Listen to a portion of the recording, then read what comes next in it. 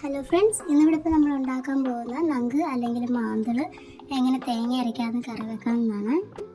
Cut ചെയ്യാൻ വളരെ എളുപ്പമാണ്. ഇതിൻ്റെ തലയൊന്ന് കട്ട് ചെയ്തിട്ട് രണ്ട് സൈഡിലും തൊലി വലിച്ച് കളഞ്ഞാൽ മതി. ചാനൽ സബ്സ്ക്രൈബ് ചെയ്യാത്തവരാണെങ്കിൽ സബ്സ്ക്രൈബ് ചെയ്യുക.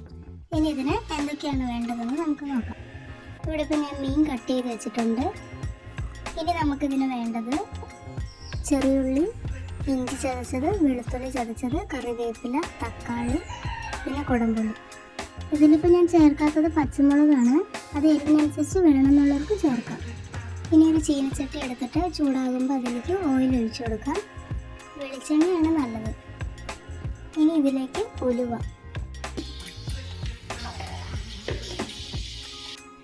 ഇനിയിപ്പോൾ ഞാൻ കടുക് ഇട്ട് കൊടുക്കുന്നുണ്ട്.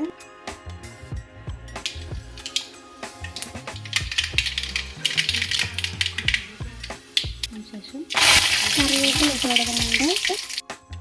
അത് കഴിഞ്ഞ് ഇഞ്ചിയും വെളുത്തുള്ളിയും ചതച്ചത് ഞാനിവിടെ ഇട്ട് കൊടുക്കുന്നുണ്ട്.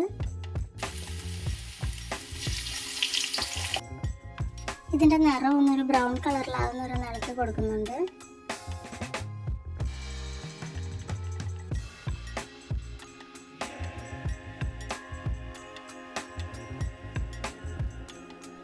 ഇപ്പോൾ ഇതിൻ്റെ നിറം ഒന്ന് മാറിയിട്ടുണ്ട്. ഇനി ഇതിലേക്ക് ചെറിയുള്ളി ഇട്ട് കൊടുക്കുന്നുണ്ട്.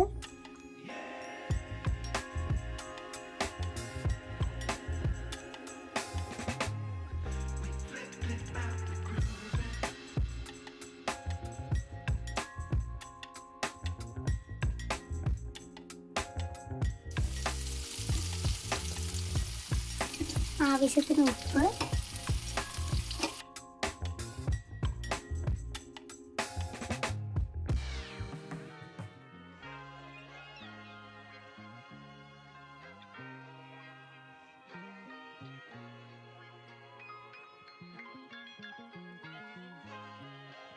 ചെറിയുള്ളി വാടി വരുമ്പം ഇതിലേക്ക് 2-3 സ്പൂണ് കാശ്മീരി മുളക് പൊടി ചേർക്കുന്നുണ്ട്. ഇതിൽ പച്ചമുളക് ചേർക്കാത്തതുകൊണ്ട് എരിവിനനുസരിച്ച് നാടൻ മുളക് പൊടിയും കൂടെ ചേർത്ത് കൊടുക്കുന്നുണ്ട്.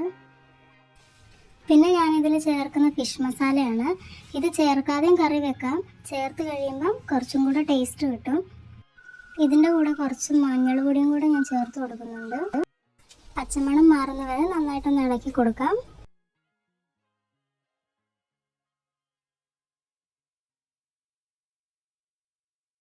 ഇതിൽ മഞ്ഞൾ പൊടി ചേർക്കാൻ വിട്ടുപോയതുകൊണ്ട് ഇപ്പം ചേർത്ത് കൊടുക്കുന്നുണ്ട്. ഇനി മസാലയിലേക്ക് നേരത്തെ അരിഞ്ഞു വെച്ചിരുന്ന തക്കാളിയും കൂടെ ഞാൻ ചേർത്ത് കൊടുക്കുന്നുണ്ട്.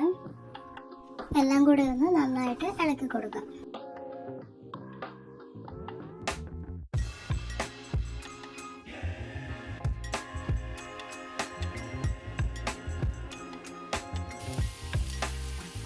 ഇനി ഇതിലേക്ക് ആവശ്യത്തിന് വെള്ളം ഒഴിച്ചു കൊടുക്കുന്നുണ്ട്.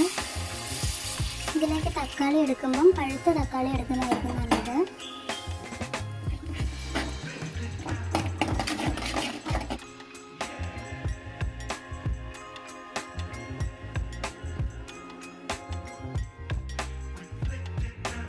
ഇനി ഇതിൽ വെള്ളത്തിലിട്ട് വെച്ചിരിക്കുന്ന കുടംപുളി ഇട്ട് കൊടുക്കുക.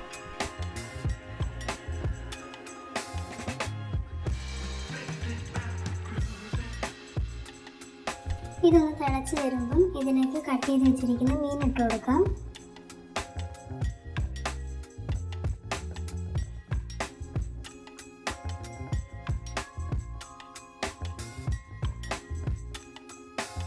മീൻ ഇട്ട് കൊടുത്തതിന് ശേഷം നന്നായി തിളയ്ക്കുന്നവരെ ഹൈ ഫ്ലെയിമിലിട്ട് തിളപ്പിക്കണം. അത് കഴിഞ്ഞ് കഴിയുമ്പോൾ മീഡിയം ഫ്ലെയിമിലിട്ട് തിളപ്പിച്ചാൽ മതി. മാന്തളായതുകൊണ്ട് പെട്ടെന്ന് തന്നെ വെന്ത് കിട്ടും. ഇത് ഇടയ്ക്ക് കൊടുത്തിട്ട് അടച്ചു വെച്ച് വേവിക്കാം. ഇതിപ്പോൾ നന്നായി വെന്തിട്ടുണ്ട്. ഇനി ഇതിലേക്ക് കുറച്ച് പച്ച വെളിച്ചെണ്ണ ആഡ് ചെയ്യാം. അതിന് ശേഷം വേറൊരു ബൗളിലേക്ക് മാറ്റാം. ഇപ്പം നമ്മുടെ കറി ഇവിടെ റെഡിയായി. ഇപ്പം എന്തിൻ്റെ കൂടെയും കഴിക്കാൻ പറ്റുന്ന നല്ലൊരു കറിയാണ്. എല്ലാവരും ട്രൈ ചെയ്തിട്ട് അഭിപ്രായം അറിയിക്കുക.